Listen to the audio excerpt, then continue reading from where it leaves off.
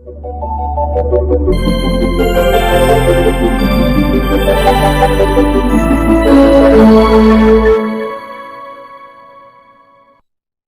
Friends, कैसे हैं आप सभी।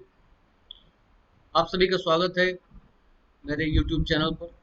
जैसा कि आप सभी ने पिछले वीडियो में देखा कि हमने प्रोग्रामिंग के बारे में, प्रोग्राम्स के बारे में और इंस्ट्रक्शंस के बारे में डिस्कस किया था। आज हम चलिए आगे बढ़ते हैं अपने इस वीडियो में। हम जानेंगे प्रोग्रामिंग लैंग्वेजेस के टाइप्स। ठीक है, प्रोग्रामिंग लैंग्वेज किस प्रकार की होती है और किस तरह से वर्क करती है। तो आइए देखते हैं प्रोग्रामिंग लैंग्वेज। कंप्यूटर में कई प्रकार की प्रोग्रामिंग लैंग्वेजेस होती है। ठीक है, जिसका यूज करके, प्रोग्रामिंग लैंग्वेजेस का यूज करके अलग अलग प्रकार के सॉफ्टवेयर्स डिजाइन किए जाते हैं, एप्लीकेशंस डिजाइन किए जाते हैं, प्रोग्राम्स बनाए जाते हैं। यही मेन वर्क होता है किसी भी प्रोग्रामिंग लैंग्वेज का, राइट। अलग अलग प्रोग्रामिंग लैंग्वेज का रोल अलग अलग टाइप के सॉफ्टवेयर्स बनाने में किया जाता है। लाइक सॉफ्टवेयर्स के बारे में आप सभी ने सुना होगा, वेब एप्लीकेशंस होते हैं, वेबसाइट्स होती है और स्टैंड अलोन एप्लीकेशंस होते हैं जिन्हें सिंगल मशीन सॉफ्टवेयर्स भी कहते हैं। इसके अलावा सिस्टम सॉफ्टवेयर्स होते हैं, जैसे अलग अलग हार्डवेयर के ड्राइवर्स, राइट। ये सभी सिस्टम सॉफ्टवेयर्स कहलाते हैं, like compiler, like operating systems.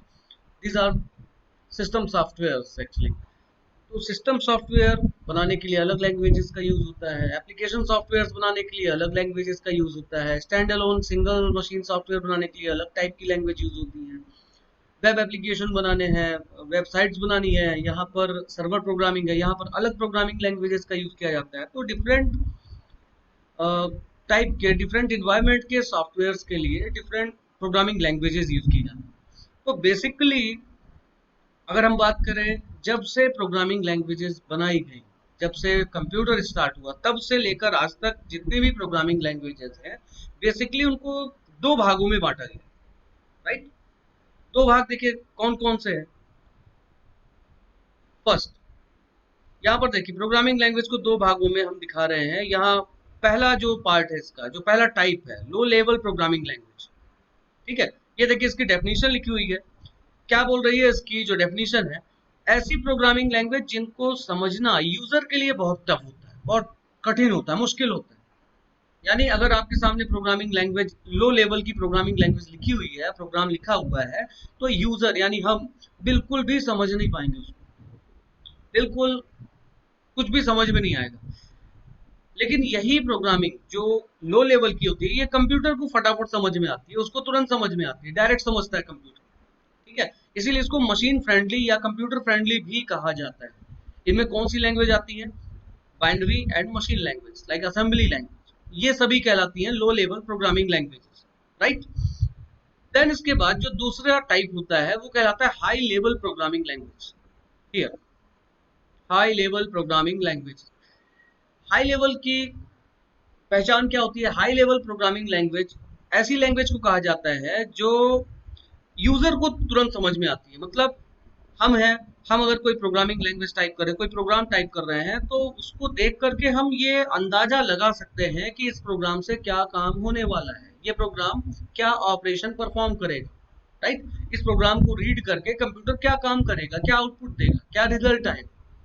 ठीक है, तो ऐसी प्रोग्रामिंग लैंग्वेज जो यूजर को समझ में आती है, यूजर उसका मतलब समझ पा रहा है, और कंप्यूटर को उस लैंग्वेज को, हाई लेवल की लैंग्वेज को समझने के लिए बीच में ट्रांसलेटर की जरूरत पड़ती है। आप समझ में आ रहे? क्योंकि कंप्यूटर जो होता है उसको समझ में आती है क्या? केवल लो लेवल प्रोग्रामिंग लैंग्वेज, राइट। और हमने प्रोग्राम बना दिया हाई लेवल का जो हमारे समझ में आ रहा है, तो कंप्यूटर उसको डायरेक्ट नहीं समझ पाता। उसके लिए कंप्यूटर को जरूरत पड़ती है एक ट्रांसलेटर की, जो हमारे हाई लेवल के प्रोग्राम को कन्वर्ट करता है लो लेवल में, और फिर कंप्यूटर उसको फटाफट समझ करके उस ऑपरेशन को परफॉर्म करता है। क्लियर है? इसके एग्जांपल्स जैसे जावा है, विजुअल बेसिक है, डॉट नेट है, पाइथन है, राइट, कोबोल है, फोर्ट्रॉन है, बहुत सारी, फोर्ट्रॉन है, और पास्कल है। ये सारी लैंग्वेजेस, फॉक्स प्रो है, ये सारी लैंग्वेजेस कहलाती हैं high level programming language. I hope समझ में आ गया होगा आपको। अब आगे बढ़ते हैं। हम जो लैंग्वेज अभी पढ़ने वाले हैं आगे वीडियोस में, वो है सी प्रोग्रामिंग। ठीक है, सी प्रोग्रामिंग लैंग्वेज ये एक ऐसी लैंग्वेज है जिसमें दोनों टाइप के फीचर्स मिलते हैं। कहने का मतलब आप सी प्रोग्रामिंग लैंग्वेज में लो लेवल प्रोग्रामिंग भी कर सकते हैं और हाई लेवल प्रोग्रामिंग भी कर सकते हैं। कहने का मतलब हाई लेवल और लो लेवल दोनों टाइप के प्रोग्रामिंग लैंग्वेजेस के फीचर्स सी प्रोग्रामिंग में हमें मिलते हैं। इसी वजह से इसको एक नया नाम दिया गया। ना तो इसे लो लेवल में रखा गया, ना तो इसे हाई लेवल में रखा गया। इसको एक नया नाम, इसके लिए एक नया लेवल बना दिया गया जिसे कहा गया middle level programming language. Right? क्यों मिडिल लेवल नाम दिया गया? Because it contains both, low level के भी फीचर है और हाई लेवल के भी फीचर। क्लियर? अब इसके बाद बात करते हैं हम प्रोग्रामिंग सिस्टम्स। प्रोग्रामिंग सिस्टम क्या होता है? प्रोग्रामिंग सिस्टम असल में कुछ रूल्स का कलेक्शन होता है, कुछ नियम होते हैं, उनका एक कलेक्शन होता है, संग्रह होता है। ठीक है? और उन्हीं रूल्स को फॉलो करके, उन्हीं रूल्स को ध्यान में रखते हुए हमें प्रोग्रामिंग लैंग्वेज में प्रोग्राम्स डिजाइन करने होते हैं। अगर आप रूल को फॉलो नहीं करते हैं, कोई भी रूल को आप ब्रेक करते हैं, तो प्रॉब्लम क्या होती है? हमारा जो प्रोग्राम होता है वो प्रॉपर काम नहीं करता है, उसमें एरर्स आती है। ठीक है? जैसे एक सिंपल सा एग्जांपल है, हम सभी मैथ्स पढ़ते हैं, सभी ने स्कूल में मैथ्स पढ़ी होगी। तो मैथमेटिक्स में क्या होता है? अलग अलग कई पार्ट्स होते हैं। ठीक है? ज्योमेट्री अलग होता है, अलजेब्रा अलग होता है, ट्रिग्नोमेट्री अलग होता है। तो हम हर पार्ट में, हर टॉपिक में एक ही फार्मूला तो नहीं ठोक देते हैं। ठीक है? ज्योमेट्री के फार्मूला अलग चलते हैं, ट्रिग्नोमेट्री के अलग चलते हैं, अलजेब्रा के फार्मूलाज अलग चलते हैं।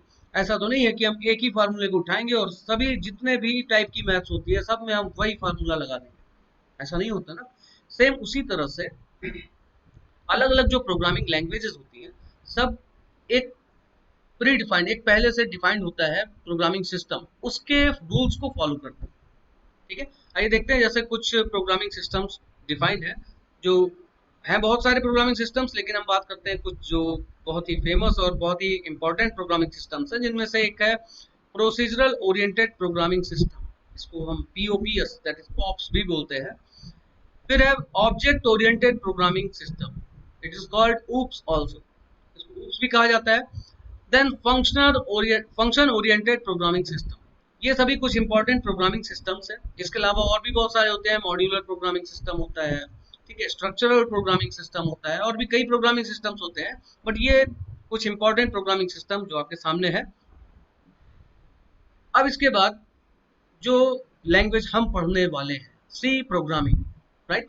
सी प्रोग्रामिंग डिपेंड करती है, सी प्रोग्रामिंग फॉलो करती है प्रोसीजरल ओरिएंटेड प्रोग्रामिंग सिस्टम। कहने का मतलब सी प्रोग्रामिंग में जितने भी प्रोग्राम्स डिजाइन किए जाते हैं, जो भी प्रोग्राम्स हम बनाते हैं, वो सारे programs procedural oriented programming system के रूल्स को फॉलो करते हुए ही बनाने पड़ते हैं। ठीक है? यानी C programming procedural oriented programming system को फॉलो करती है, इसीलिए सी प्रोग्रामिंग को प्रोसीजरल बेस्ड लैंग्वेज भी कहा जाता है। अब ये प्रोसीजरल ओरिएंटेड प्रोग्रामिंग सिस्टम क्या होता है? What is POPS? ठीक है? क्या इसके नियम होते हैं, क्या इसके रूल्स होते हैं, क्या इसके प्री डिफाइंड रूल्स हैं? ये सब हम देखेंगे अपने नेक्स्ट वीडियो में। तब तक आप सभी इस वीडियो को देखकर इसके बारे में जानें, समझें, और तब तक के लिए have a nice time. Thank you so much for watching this video. Thank you so much friends. Please like, comment and share and subscribe this channel, और बेल आइकॉन को दबा करके नोटिफिकेशन के लिए रेडी हो जाए, ताकि आपको हर वीडियो का नोटिफिकेशन मिलता रहे। Thank you friends, thank you so much for watching my video. Thank you.